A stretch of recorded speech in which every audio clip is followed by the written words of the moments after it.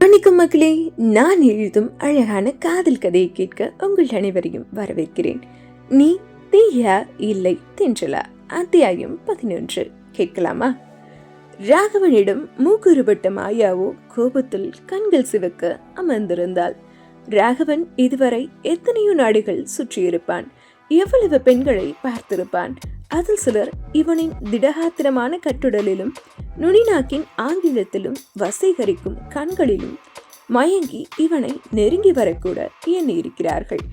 எத்தனையோ கோடீஸ்வரர்கள் இவனை மாப்பிள்ளையாக்க தங்கள் புதல்விகளை இவன் கண்ணில் படும்படி உலாவவும் விட்டிருக்கிறார்கள்.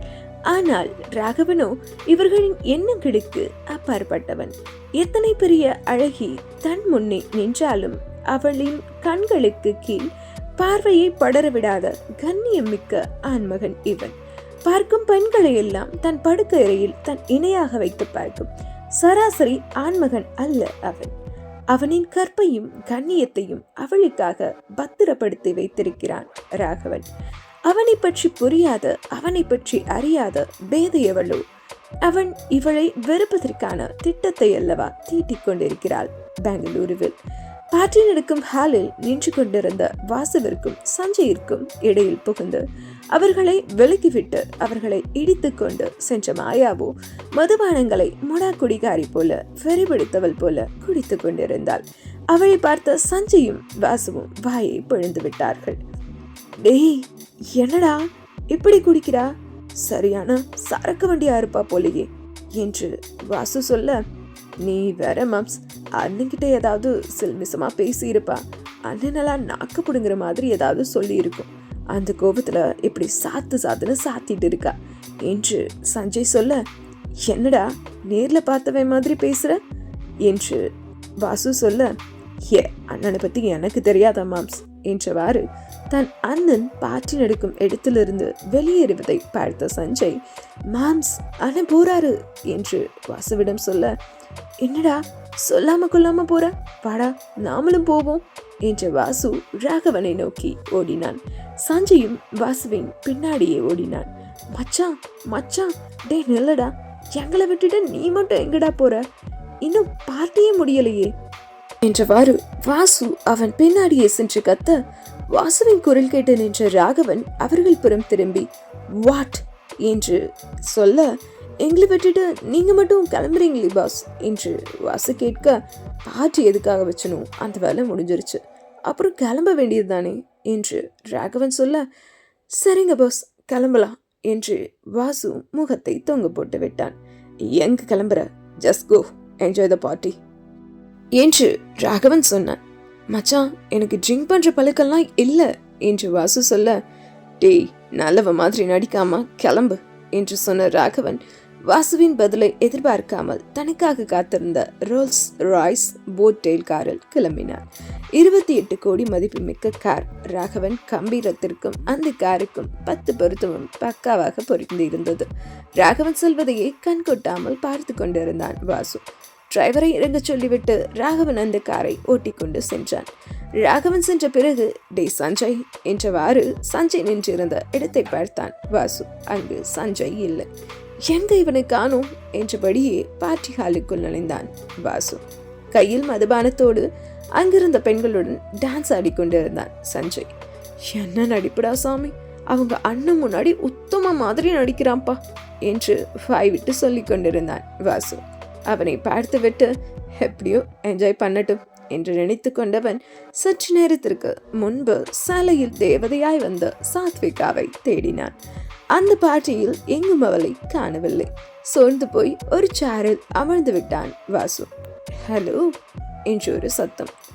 இது அவளோட குரல் தான் என்றபடியே எழுந்தான் வாசு. அங்கு சாத்விகா நின்றிருந்தாள். யாரை தேடுறீங்க வாசு சார் என்றாள் சாத்விகா. சாத்விகாவை பார்த்ததும் வாசுவின் முகத்தில் 1000 பார்ஸ் பல்ப் எரிந்தது.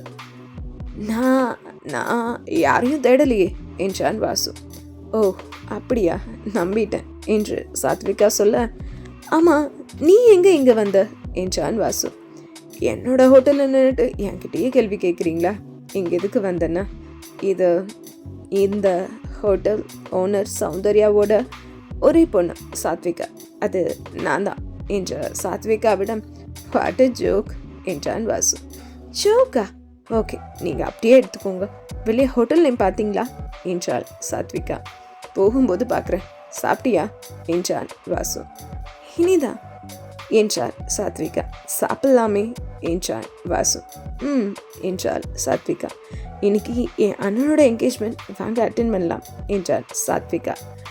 உனக்கு அண்ணன் இருக்கானா என்றான் வாசு. ஆமாம், ஒரே ஒரு அண்ணன் என்று சாத்விகா சொல்ல, ஓகே ஓகே என்று தலையசைத்தான் வாசு. அதற்குள் சாத்விகாவின் மொபைல் ரிங்காக அதை எடுத்தவள், ஹலோ சொல்லுங்கம்மா, 3rd ஃப்ளோரில் இருக்கேன், ஏதோ வந்துடுறேன் என்றாள் சாத்விகா. சாத்விகா ஃபோனில் பேசுவதை கேட்ட வாசு, அம்மாவா, கிளம்புறையா என்றான். ஆமாம் என்றாள் சாத்விகா. ஓகே பாப்போம், பாய் இயக்கம் கிழந்த குரலில் வாசு சொல்ல, டுமாரோ ஈவினிங் சென்னையில் இருப்பேன், ஆஃபீஸில் பார்ப்போம் என்று சொல்லிவிட்டு கிளம்பினாள் சாத்விகா. அவள் செல்வதையே பார்த்து கொண்டிருந்தான் வாசு. என்ன மாம்ஸ், யார் அந்த பொண்ணு என்றபடி சஞ்சய் வாசுவின் பக்கம் வர, சாத்விகா என்றான் வாசு.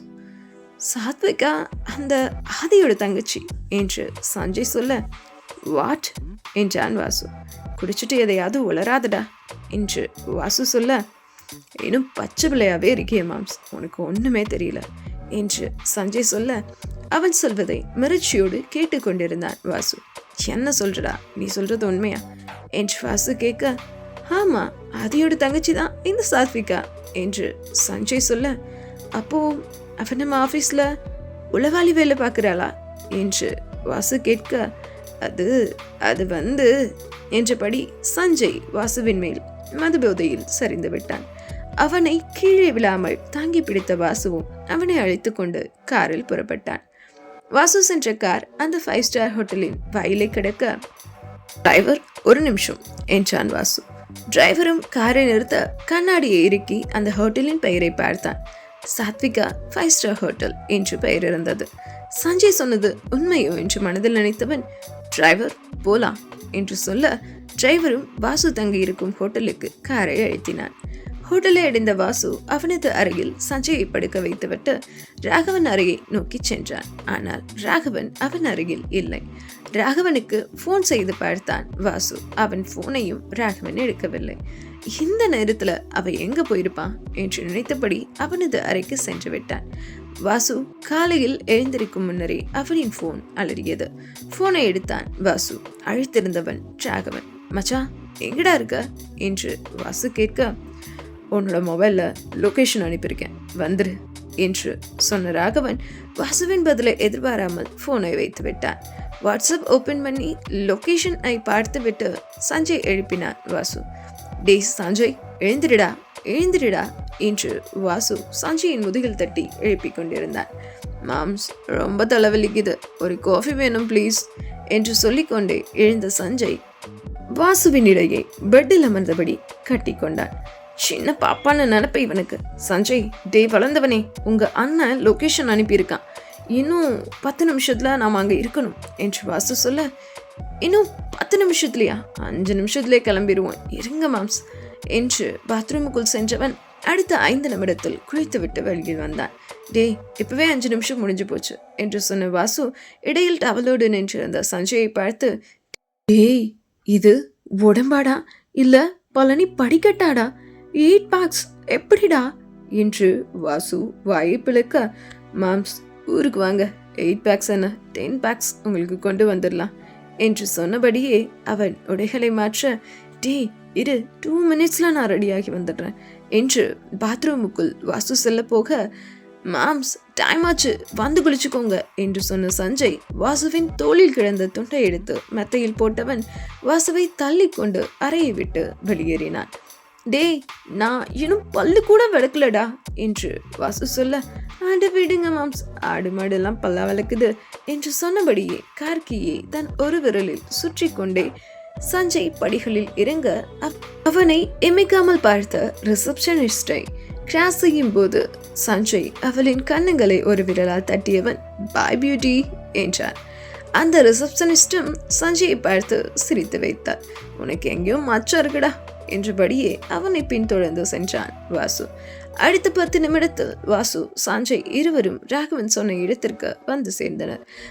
அந்த இடத்தில் ஒரு பங்களா இருந்தது. அதை சுற்றியும் மிகப்பெரிய பரப்பளவில் புல்வெளி இருந்தது. ஆளரவம் இல்லாத இடம் அது.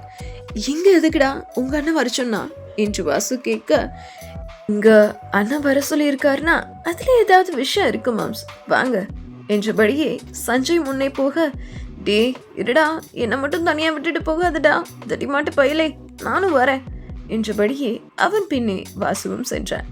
சஞ்சயும் வாசுவும் உள்ளே செல்ல அவர்களை வரவேற்றது ஒரு மிகப்பெரிய வெற்று வரவேற்பறை. அந்த அறையினுள் ஒரு பொருள் கூட இல்லை. ஒரே ஒரு 5 அடி உயர பாக்ஸ் மட்டும் இருந்தது. என்னடா இவ்வளோ பெரிய ஹாலில் ஒரு பொருள் கூட இல்லை, இந்த இடத்த பார்த்தா சினிமா கிளைமேக்ஸ்க்காக கட்டிவிட்ட பங்களா போல இருக்கேடா என்று வாசு சொல்ல, அங்கே ஏதோ சத்தம் கேட்டுக்கொண்டு இருந்தது. அதை கவனித்தான் சஞ்சய். மாம்ஸ், இங்க ஏதோ சத்தம் கேட்குதில்ல என்று சஞ்சய் சொல்ல, ஆமாடா அந்த பெட்டிக்குள்ள இருந்துதான் வருது என்று வாசு சொல்ல, நீங்க அந்த பெட்டிக்குள்ள என்ன இருக்குன்னு பாருங்க மாம்ஸ், நான் அண்ணா எங்க இருக்காருன்னு பாக்குறேன் என்று வாசுவை தனியே விட்டுவிட்டு இருந்த அறைகளில் ராகவனை தேடி சென்றான் சஞ்சய். டேய், எனக்கு பயமா இருக்குடா, அந்த பெட்டிக்குள்ள என்ன இருக்குமோ என்று வாசு கத்த, சரியான தொட நடுங்கியா இருக்கே மாம்ஸ், போய் என்னன்னு பாரு மாம்ஸ் என்று சஞ்சய் அதட்ட அந்த 5 அடி பெட்டியின் அருகே சென்றான் வாசு. வாசு அந்த பெட்டியின் அருகில் சென்றதும் அந்த பெட்டியின் உள்ளே யாரோ முணங்கும் சத்தம் கேட்க, சஞ்சய் பெட்டிக்குள்ள இருந்து தாண்டா சத்தம் வருது, எவனோ உள்ள இருக்கான் போல என்று வாசு சொல்ல, அந்த பெட்டியை பிரிங்க மாம்ஸ் என்றான் சஞ்சய். வாசுவும் தைரியத்தை வரவைத்துக் கொண்டு அந்த பெட்டியை பிரிக்க, அந்த பெட்டியில் கை கால் வாயெல்லாம் கட்டப்பட்டபடி இரத்த கலரியில் ஒருவன் இருந்தான். சஞ்சய் எங்க பாரு என்று வாசு சொல்ல, சஞ்சய் ஒரு அறையின் கதவை திறக்க சென்றவன் திறக்காமல் அப்படியே திரும்பி வாசுவை பார்த்தான்.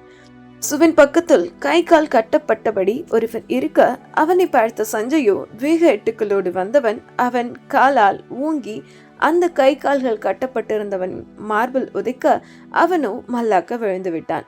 உன்னை தாண்டா நான் எவ்வளோ நாளா தேடிட்டு இருந்தேன் என்று சொன்ன சஞ்சய் மல்லாக்க விழுந்தவனின் சட்டை காலரை பிடித்து இழுத்து சஞ்சயின் பெல்ட்டை சொருகி வைத்திருந்த துப்பாக்கியை எடுத்து அவன் நெற்றி போட்டில் வைத்தான்.